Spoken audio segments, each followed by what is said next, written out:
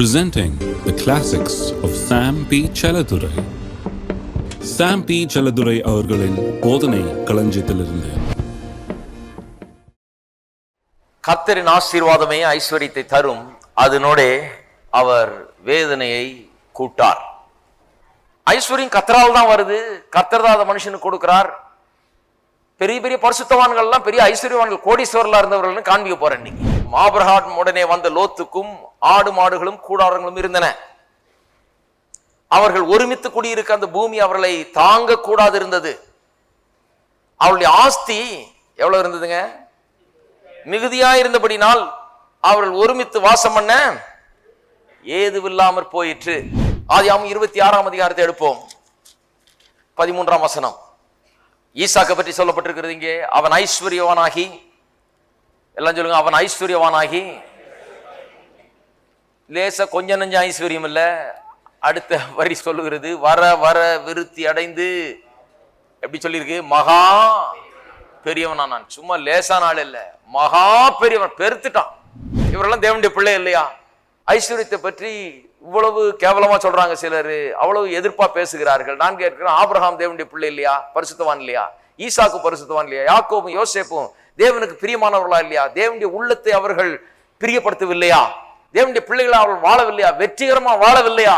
ஏன் இப்படி தரித்திரம் தான் பெரிய ஆசீர்வாதமாக்கும், தரித்திரம் தான் நம்முடைய ஆவிக்குரிய ஜீவித்துல நமக்கு உதவுமாக்கும், ஐஸ்வர்யம் நம்ம அழித்து விடுமாக்கும், ஏன் இப்படி சொல்லுகிறார்கள் என்று எனக்கு தெரியல. வேதம் முழுக்க பார்த்தீர்கள் என்றால் இதுதான் கதை. பாருங்க, பெரிய பெரிய பரிசுத்தவான்கள் கோட்டீஸ்வரர்களா இருந்து உலகத்தையும் ஆளுகிற அளவுக்கெல்லாம் இருந்து தேவனுடைய உள்ளத்தை பிரியப்படுத்தி அநேகருக்கு உதவி செய்கிறவர்களாக, தேசத்தையே காப்பாற்றுகிறவர்களா இருந்தா அப்படிதான் இருக்க வேண்டும் என்று தேவன் நம்ம ஒவ்வொருவரை குறித்தும் விரும்புகிறார்.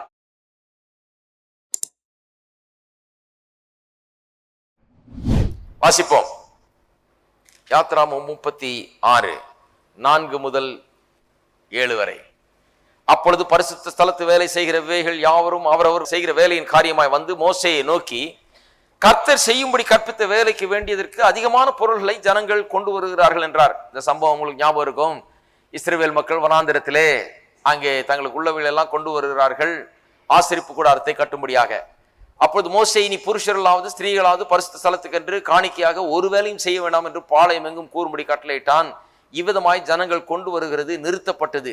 செய்ய வேண்டிய எல்லா வேலைகளுக்கும் போதுமான பொருள்கள் இருந்ததும் அல்லாமல் அதிகமாயும் இருந்தது. எல்லாம் சொல்லுங்க, போதுமானது இல்லாமல் அதிகமா இருந்தது. அதுக்குதான் சொல்றேன், நம்முடைய தேவன் போதுமானவருக்கும் அதிகமானவர். இங்க தான் வருது, போதுமானவருக்கும் அதிகமானவர். அவர் அப்படிதான். அவர் தேவைகளை சந்திக்கும் போது போதுமானதற்கும் அதிகமாய் இருக்கிறது. பாருங்க, கரெக்டா சாப்பிட்டு பிறகு வலிச்சிட்டு இருக்கிறது இல்ல செழிப்பு. சாப்பிட்டு மிச்சம் போடுறது தான் செழிப்பு. நாம சாப்பிட்டது மட்டுமல்லாமல் மற்றவர்களுக்கும் கொடுக்கக்கூடிய நிலையில் இருப்பதுதான் செழிப்பு. இன்னும் அநேருக்கு கொடுக்கக்கூடிய நிலையில் இருப்பதுதான் செழிப்பு. இதை நாம் நன்றாய் புரிந்து கொள்ள வேண்டும். பாருங்க, அநேகர் மேன்மைப்படுத்துகிறார்கள் தரித்திரத்தை. ஏன் அது இப்படி செய்யறாங்கன்னு எனக்கு ஒன்றும் புரியல. பாருங்க, அது பெரிய சபைக்கு வந்த ஒரு பெரிய கேடுன்னு நினைக்கிறேன். தேவனுடைய ஊழியத்துக்கு அது எத்தனையோ வருஷமா தடையா இருந்தது. ஏனென்றால் தேவனுடைய மக்கள் தாழ்ந்தவர்களாக, ஒன்றுமில்லாதவர்களாக அப்படியே இருந்து விட்டார்கள். ஏனென்றால் இவர்களுக்கு போதனை அப்படி கொடுக்கப்படுது. நீ இப்போ பணக்காரனா கர்த்தரை விட்டு தூரமா போயிடுவேன், நீ மோட்சம் போக மாட்டியாக்கும், இங்க வீடு இருந்தா அங்க வீடு இல்லையாக்கும், அப்படியாக்கும் இப்படியாக்கும்னு சொல்லியே உங்களை ஒன்றும் இல்லாம ஆக்கியாச்சு. ஆனா வேத வசனம் வித்தியாசமா போதிக்கிறது. போதுமானதுக்கு அதிகமா இருந்தது, வேணாம் கொண்டு வர வேண்டான்னு சொல்ற அளவுக்கு இருந்தது. நான் படிக்கிற காலத்துல பாருங்க, பைபிள் காலேஜில் படிக்கிற காலத்துல எனக்கு ஆச்சரியமா இருக்கும். செழிப்புன்னா அப்பெல்லாம் எனக்கு ஒன்றும் தெரியாது, செழிப்பெல்லாம் பார்த்தது இல்லை. அப்பதான் புதுசா பாக்குறேன். பாருங்க, அமெரிக்காவில் இந்த டைனிங் ஹால்ல இருந்து தூக்கி போடுற சாப்பாட்டை பார்த்தீங்கன்னா வாயை பொழந்துட்டு நிக்கணும். தினந்தோறும் அண்டா அண்டாவா பொட்டேட்டோவையும் ரைஸையும் அதையும் இதையும் தூக்கி வெளியே கொட்டுவாங்க. எடுத்துட்டு போறதுக்கு தூக்கி போய் யாரும் எடுத்து சாப்பிட்றதுக்கு இல்லை, குப்பையில் அப்படி கொட்டுவாங்க. ஏன்னா இன்னைக்கு ரைஸ் சாப்பிட்டானா நாளைக்கு சாப்பிட மாட்டான், திருப்பி நேற்று தான் ரைஸ் சாப்பிட்டேன், இன்னைக்கு என்ன ரைஸ் கொடுக்குறேம்மா. அதனால சிக்கன் இன்னைக்கு சாப்பிட்டா நாளைக்கு சிக்கன் கொடுக்க முடியாது, நாளைக்கு வேற ஏதாவது கொடுக்க. Just yesterday we had chicken அப்படிமா, அதனால நாளைக்கு வேற ஏதாவது தான் கொடுக்கணும். அப்படிப்பட்ட நாடு பாருங்க, செழிப்பு அப்படியே நாலா பக்கமும் செழிப்பு தான். அங்க நிறைஞ்சு வழியுது. அவ்வளவு சாப்பாடு பாருங்க, அவ்வளவு ஏராளமான பொருட்கள் அப்படியே கிடக்குது. நான் வேதத்தை வாசிக்கும் போது தான் எனக்கு விளங்குது பாருங்க. தேவன் அப்படிப்பட்டவர். ஒரு மனுஷனுக்காக ஒரு பெரிய ஏதேன் தோட்டத்தை உண்டாக்கி, அந்த ஏதேன் தோட்டம்னா உங்க வீட்லயும் எங்க வீட்லயும் இருக்கிற அந்த முன்னால பின்னால இருக்கிற அந்த 10 அடி இடத்த நினைச்ச கூடாது நீங்க தோட்டம்னு. நம்ம புத்தி எல்லாம் பாருங்க சின்ன சின்னதா இருக்குது, அதனால விலைக்கு சொல்ல வேண்டியதா இருக்குது. தோட்டம்னா அவங்க வீட்டு தோட்டமாம பின்னால அந்த கொல்லப்புறத்தை சொல்றாரு அவர். கிடையாது. ஏதேன் தோட்டம்னு சொன்னா அந்த கிழக்கத்திய நாடுகள் எல்லாம் அதுல அடங்கி இருக்குது பாருங்க. ஈரான், ஈராக்கு போன்ற நாடுகள் எல்லாம் அதுல வந்துருது. எல்லாம் அதுல வந்துருது. ஏதேன் தோட்டம் அவ்வளவு பெரிய தோட்டம், அவ்வளவு செழிப்பான தோட்டம். அவ்வளத்தையும் ஆக்கி 2 பேருக்கு கொடுத்தாரு. எவ்வளத்தையும் பண்ணி 2 பேருக்கு. நீங்க கேட்கலாம், ஆண்டவரே இவ்வளவு மரம் தேவையா ஒரு மனுஷனுக்கு? இவன் என்னத்தை சாப்பிட போறான்? இவனுக்கு இவ்வளவு தேவையா? அவர் பேசாம எனக்கு தெரியும், நான் கொடுத்துட்டு போறேன். எல்லாவற்றையும் அவனுக்கு ஆகாரமாக வைத்தார். அவனுக்கு குறைங்கிற பேச்சுக்கே இடமே கிடையாது பாருங்க. அதுதான் நீங்க அதிசயம். ஆகவே நம்முடைய மனதெல்லாம் எண்ணங்கள்லாம் கொஞ்சம் மாறணும் பாருங்க. அப்படியே இந்த நம்ம பார்த்ததுலயே வளர்ந்துட்டு போக கூடாது. இந்த 5 பைசா 10 பைசா துட்டையே எண்ணிக்கிட்டு இப்படியே இருக்கக்கூடாது. கொஞ்சம் விரிவாக திங்க் பண்ண வேண்டும், யோசிக்க வேண்டும். கர்த்தர் எப்படி யோசிக்கிறார் அப்படி யோசிக்க வேண்டும். எண்ணங்கள் உயர வேண்டும், அப்படி இருக்க வேண்டும். பாருங்க வாசிப்போம். 1 நாளாகமம் 29 28 தாவீதை குறித்து சொல்லப்பட்டிருக்கிறது. அவன் தீர்க்காயுசும் ஐஸ்வர்யமும் மகிமையும் உள்ளவனாய் நல்ல முதிர் வயதிலே மரணம் அடைந்த பின் அவன் குமாரனாகிய சாலமோன் அவன் ஸ்தானத்தில் அரசாண்டான். என்னென்ன சொல்லியிருக்கு பாருங்க. தீர்க்காயுசு, ஐஸ்வர்யம், மகிமை, முதிர் வயது, இப்படி அவனுடைய முடிவை பற்றி சொல்லும் போதே மகிமையா இருக்குது.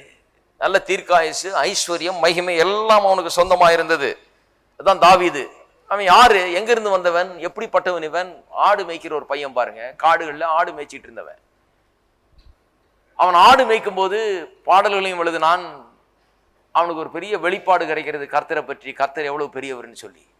அதனால பயமே அவனை விட்டு போய்விட்டது. சிங்கம், கரடி, புலி எது வந்தாலும் கிழிச்சு எறிகிற அளவுக்கு அவன் பயத்தை அவனுடைய வாழ்க்கையில இல்லாம போயிடுச்சு. பயமே. கர்த்தர் என் கூட இருக்கிறார், நான் கர்த்தருடைய பிள்ளை, நான் உடன்படிக்கை எனக்கு இருக்குது, நான் ஆபிரகாமுடைய மகன் அப்படின்னு. இந்த கோலியாத்தை பற்றி கேட்ட உடனே எல்லாம் பயந்து ஓரமா ஒதுங்கி நிக்கிறாங்க. இவனுக்கு உள்ள ஆத்திரம். உடன்படிக்கையின் மக்களை சவால் கொடுக்கிறவன் யார்? இவன் ஆயுதங்களோடும் தன்னுடைய இதோடும் வர்றான். நான் தேவனுடைய நாமத்துல வர்றேன், இஸ்ரவேல் தேவனுடைய நாமத்துல வர்றேன்னு போய் ஒரே கல்லுல அடிச்சு அவனை வீழ்த்தினவன் பாருங்க. ஒரு சாதாரண ஆடு மேய்க்கிறவன். நம்ம நினைக்கிறோம் சாதாரண நிலையில இருக்கிறோம், எப்படி நம்ம கர்த்தர் உயர்த்துவாருன்னு.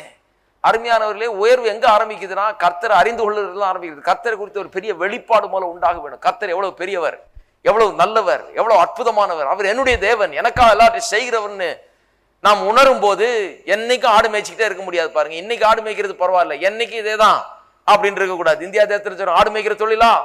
அப்பா ஆடு மேய்ச்சானா பிள்ளையும் ஆடு மேய் போ அப்படிங்கிற மாதிரி சொல்றாங்க. கிடையாது. அதுக்கு தான் சபை வச்சிருக்கிறோம். அப்பா ஆடு மேய்ச்சானா பிள்ளை ராஜாவாகு. ஆமென். வாழ்க்கையை மாற்றுறதுக்கு தான் சபை, வாழ்க்கையை மாற்றுறதுக்கு தான் பிரசங்கம் பண்றோம். சும்மா ஆடு மேய்ச்சிக்கிட்டே இப்படி இதாங்க காலகாலமா பண்ணிக்கிட்டு வர்றோம் இவ்வளவுதான் அப்படின்னு கிடையாது.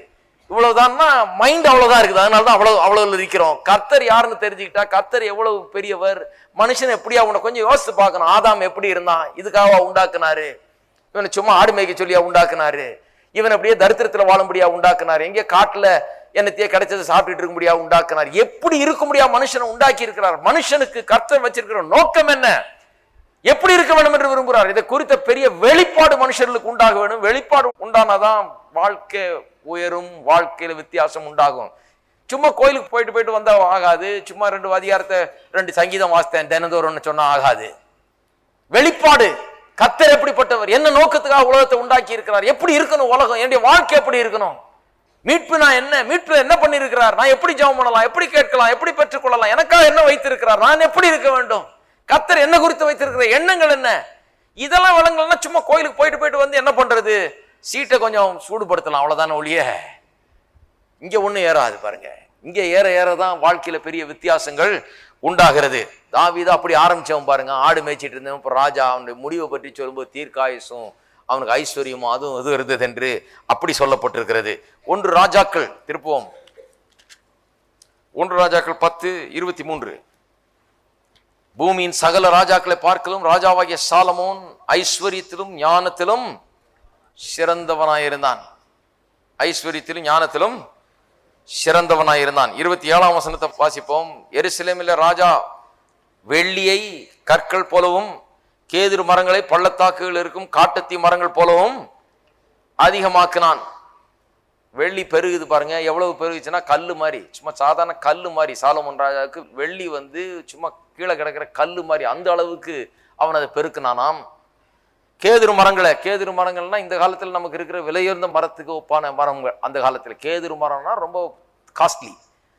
அதை காட்டத்தி மரங்களை சும்மா கண்ட்ரி வுட் மாதிரி அந்த அளவுக்கு அதை பெருக்கினான். அதெல்லாம் ஒண்ணுமே கிடையாது, பிளென்டி அப்படிங்கிற ஒரு நிலைக்கு அதை கொண்டு வந்தானாம். 21ஆம் வசனத்தை பாருங்க, கொஞ்சம் பின்னாடி. ராஜாவாகிய சாலமோனுக்கு இருந்த பான பாத்திரங்கள் எல்லாம் பொன்னும். ராஜா உட்காந்து சாப்பிட உட்கார்ந்தாருன்னா அவருக்கு கோல்டுல அவருக்கு குடிக்கிறதுக்கு டம்ளர் கொண்டாடுறாங்க. பொன்னும் லீபனோன் வனம் என்கிற மாளிகையின் பனிமுட்டுகள் எல்லாம் பசும் பொண்ணுமாய் இருந்தது. பனிமுட்டுகள்னா சேருங்க. நீங்க கேட்கலாம், சேர் என்னத்துக்கு தங்கத்துல, சேரு டேபிள் இல்லாம தங்கத்துல அதுவும் பசும் பொண்ணுல செஞ்சு போடணும், அதெல்லாம் தேவைதானா? நீங்க கவலைப்படாதீங்க, தேவைதானான்னு. இயேசு அவனை புகழ்றாரு. சாலமோன் அவன் மகிமையா அரசாண்டு பெரிய ஆடம்பரமாய் வாழ்ந்தவன். அவனை விட அதிகமாக இந்த லீலி புஷ்பங்களுக்கு உடுத்து விற்கிறாராம் கர்த்தர். ஒப்பிட்டு சொல்றாரு பாருங்க எப்படின்னு. அவன் அப்படி பண்ணா அது பெரிய தப்பாக்கும் அப்படின்னு சொல்லல. அவன் பண்ணிட்டு போறான். கர்த்தர் நம்மள மாதிரி சின்ன புத்தி உள்ளவர் கிடையாது பாருங்க. அவர் புத்தி அப்படியே அவ்வளவு பெருசா இருக்குது. அது சொல்றாரு, அவன் அப்படி இருந்தான். இந்த லீலி புஷ்பங்களை இந்த பறவைகளை போஷிக்கும் போது சாலமோனை விட இன்னும் அதிகமா அவளை உடுத்துவிக்கவும் போஷிக்கவும் கர்த்தர் செய்கிறார் என்று வேதம் அவனை பாராட்டி தான் சொல்லி இருக்க ஒழிய அவனை இப்படி இருந்தான் அதனால அது நல்லது இல்லை அப்படின்னு சொல்லி இல்லை. ஐஸ்வர்யம் என்றைக்குமே கர்த்தர் அதை எதிர்த்து அதற்கு விரோதமாய் பேசுகிறது கிடையாது. ஏனென்றால் ஐஸ்வர்யத்தை கொடுக்கிறவரே அவர்தான். 2 நாளாகமம் வாசிப்போம். 2 நாளாகமம் 18ஆம் அதிகாரம் 1ஆம் வசனம். யோசபாத் என்கிற ராஜாவை குறித்து சொல்லப்பட்டிருக்கிறது. யோசபாத்துக்கு மிகுந்த ஐஸ்வர்யம் கனம் உண்டாயிருந்தது. பாருங்க, சாதாரண ஐஸ்வர்யம் அல்ல, மிகுந்த ஐஸ்வர்யம் என்று சொல்லப்பட்டிருக்கிறது. மறுபடியும் திருப்போம் 2 நாளாகமம் 32. இதுதான் வேதத்துல முழுக்க முழுக்க பாத்தீங்கன்னா பெரிய பெரிய பரிசுத்தவான்கள் தேவனுடைய மக்கள் அவர்கள் எல்லாம் இப்படிப்பட்டவர்களா இருந்தார்கள். கர்த்தரின் ஆசீர்வாதம் ஐஸ்வர்யத்தை தரும்ங்கிறது அவ்வளவு காலம் உண்மை. அதை காண்பிக்கிறதுக்கு தான் வாசிக்கிற வசனங்கள் 32:27. 2 நாளாகமம் 32:27.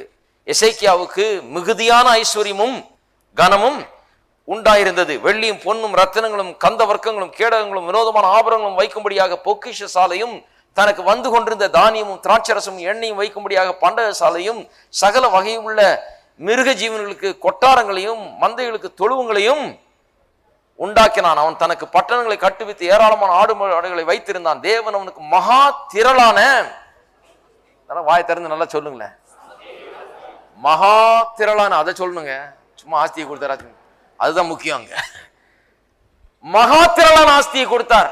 இதெல்லாம் பைபிள் வார்த்தைங்க. இதெல்லாம் இப்படிதான் விசுவாசிக்கணும். மகா திரளான, மிகுந்த ஆஸ்தி, மிகுந்த கனம், மிகுந்த ஆஸ்தி, மிகுந்த ஐஸ்வர்யம், இப்படித்தான் வேத வசனம் எசேக்கியா ராஜாவை குறித்து பேசுகிறது.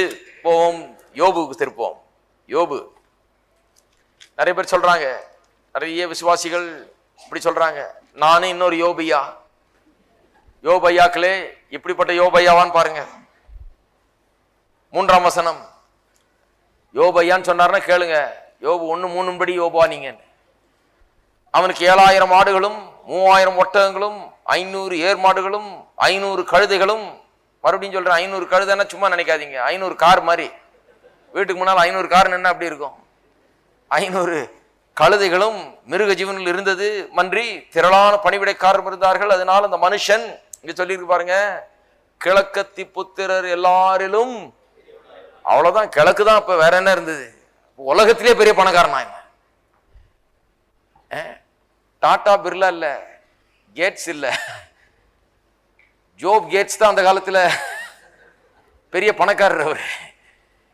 யோபு யோபு யோபுன்னு சொல்லிட்டு நானும் யோபியா, நான் யோபு போல இருக்கிறேன்யா, நான் யோபு போல இருக்கிறேன். இந்த இதுதான் யோபு. இந்த யோபு போல இருக்கிறார்களா என்று கேட்க வேண்டும். கிழக்கத்தி புத்திரர் எல்லாரிலும் என்னவா இருந்தானாம்? பெரியவனா இருந்தான். நிறைய பேர் சொல்றாங்க, அதெல்லாம் பெரிய பணக்காரனா தான் நீ மோட்சத்துக்கு போக முடியாது, அப்படியாக்க அப்படியாக்கன்னு. அதனால தான் வேதத்திலிருந்து காண்பிக்கிறேன், பெரிய பெரிய பரிசுத்தவான்கள், தேவனுக்கு பிரியமாய் நடந்து கொண்டவர்கள், தேவன் ஆசீர்வதித்த மக்கள், ஆபிரகாம், ஈசாக்கு, யாக்கோபு, யோசேப்பு, இப்படிப்பட்டவர்கள் எல்லாம் பெரிய ஐஸ்வர்யவான்களா இருந்தார். எந்த ராஜாவை கர்த்தர் பிரியமா இருந்தாரோ, அவன் கர்த்தருடைய வார்த்தையின்படி நடந்தானோ, அவன் எல்லாம் ஆசீர்வதித்து அவனை பெரியவனாக்கினார். அவனுக்கு ஏராளமான மகாத்திரளான ஆஸ்தி அவன் கொடுத்தார் என்று பார்க்கிறோம். சாலமோனுக்கெல்லாம் கொடுக்கும்போது பாத்தீங்கன்னா கேட்காமலே கொடுக்குறாரு. நீ கேட்கல இருந்தாலும் தர்றேன்றாரு. அப்புறம் அவரை யாரு தடுத்து நிறுத்துறது? அப்படிதான் அது. இப்படிப்பட்டவர் தான் நம்முடைய தேவன். ஆனா இன்றைக்கு நிறைய விசுவாசிகள் என்ன சொல்றாங்க, ஆண்டவரே நான் அழுக்கும் கந்தையும் தூசியுமா இருக்கேன். நான் சொல்றேன், இவங்களுக்கு தான் பரலோகத்தில் இருப்பாங்களான்னு சந்தேகம். ஏன்னா நான் தினந்தோறும் அழுக்கும் கந்தையும் தூசியும் தூக்கி எறிகிறேன் வீட்டுல இருந்து. என் வீட்டுல வேணாம், அழுக்க பாட்டா சேர்த்து வச்சுக்கிறது இல்லை. அழுக்கே ஸ்தோத்திரம் ஆண்டவரே, நானும் அழுக்கு இதுவும் அழுக்கு அப்படின்னு. அழுக்க பார்த்த உடனே தொடச்சி தூக்கி வெளியில எறியறதுதான் வேலை. இதுக்கு ஆளை வச்சு போட்டு தேய்ச்சி அவனுக்கு மூல முடுக்குல இருக்கலாம், வெளியே இருக்கிற அழுக்கெல்லாம் வெளியேற்றுறதான் நம்ம வேலை. அப்ப பரலோகத்துல ஆண்டவர் அழுக்கையும் கந்தையும் தூசியும் உள்ள விடுறாருன்னு நினைக்கிறீங்களா? இருக்கீங்களா? நான் அழுக்கும் கந்தையும் தூசியுமா இருக்கேன், ஆண்டவர் அங்கே வெளியே இருப்பா, பரலோகத்துல ரொம்ப நீட்டா இருக்கெல்லாம், நீங்க வந்து இதை கெடுத்துட போற, நீ அங்கேயே கெட போ, அழுக்கும் கந்தையும் தூசியும் அதோட போய் சேர்ந்துரு அப்படின்னு தான் இருப்பாருன்னு நினைக்கிறேன்.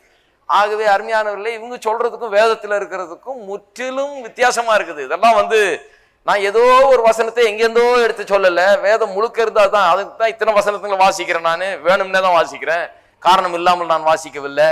ஏனென்றால் வேதம் முழுக்க பாத்தீங்கன்னா ஒவ்வொரு பெரிய தேவனுடைய மனுஷனையும் பாத்தீங்கன்னா இப்படிதான். அவன் ஆசீர்வதிக்கப்பட்டவன், கர்த்தர் அவன் ஆசீர்வதிச்சிருந்தார், நல்லா வச்சிருந்தாரு, அவன் மேன்மைப்படுத்தப்பட்டவனாயிருந்தான். எல்லாரும் பார்த்து அவனை ஆச்சரியப்படுற அளவுக்கு கர்த்தர் அவனை ஆசீர்வதித்திருந்தார் என்றதுதான் வேத வசனத்தின் மாறாத சத்தியமாய் இருக்கிறது. இருக்கீங்களா?